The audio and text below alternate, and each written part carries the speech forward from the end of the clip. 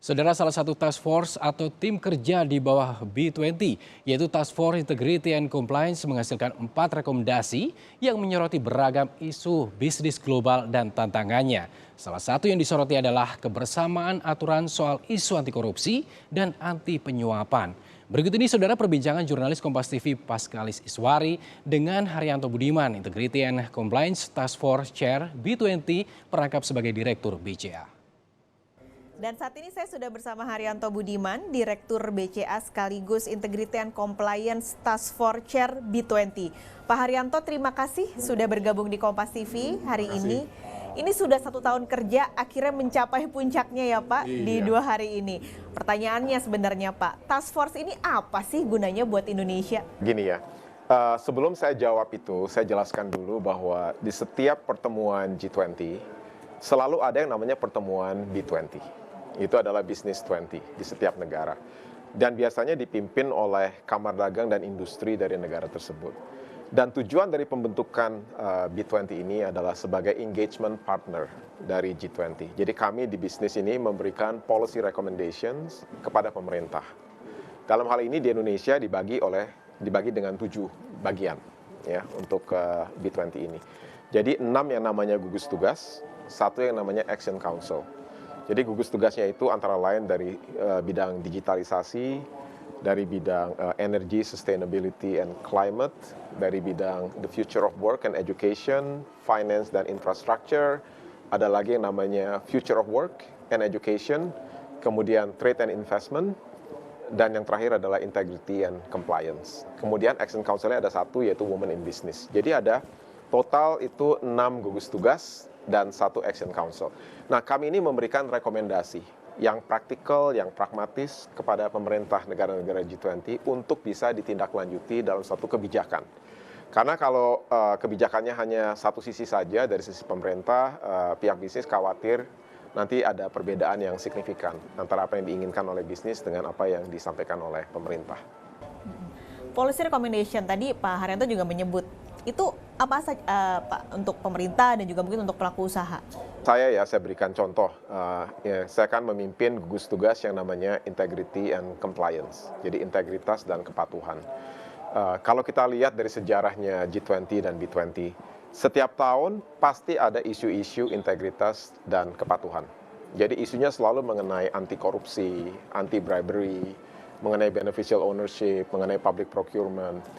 Jadi kalau kita lihat, tiap tahun tuh isinya sama aja rekomendasinya. Nah, makanya tahun ini kita agak rubah sedikit.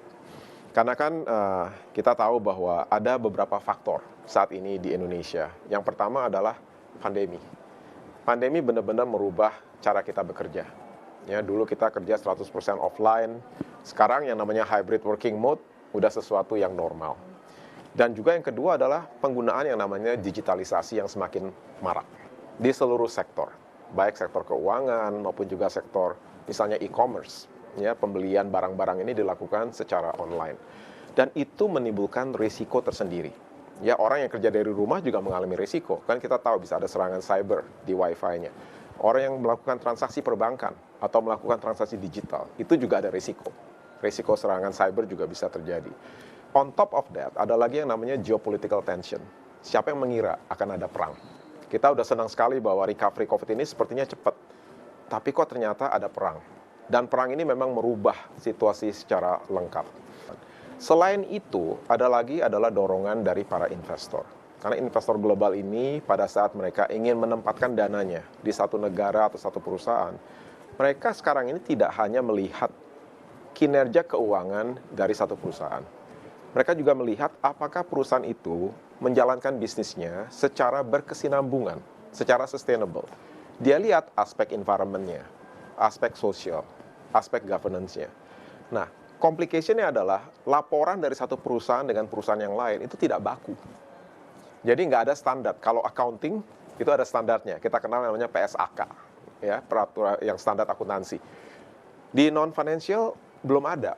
Jadi laporan dari satu perusahaan dengan perusahaan lain berbeda. Dari perusahaan di satu negara dengan perusahaan di negara lain, laporannya juga berbeda.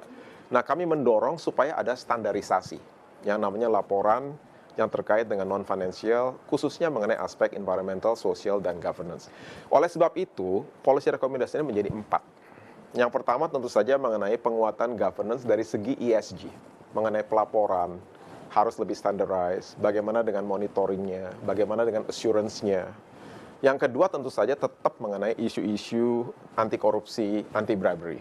Jadi kita bilang perlu ada collective action antara pemerintah dengan bisnis dan juga civil society. Kalau kita mau memerangi yang namanya isu-isu integritas. Rekomendasi ketiga terkait anti money laundering dan counter terrorist financing. In the new normal. Ya kita tahu in the new normal ini transaksi digital makin marak. Selain itu penggunaan mata uang digital seperti cryptocurrency semakin marak. Dan itu menimbulkan risiko tersendiri. Karena kan kita tahu bagaimana orang bisa menyembunyikan dirinya kalau melakukan transaksi kripto.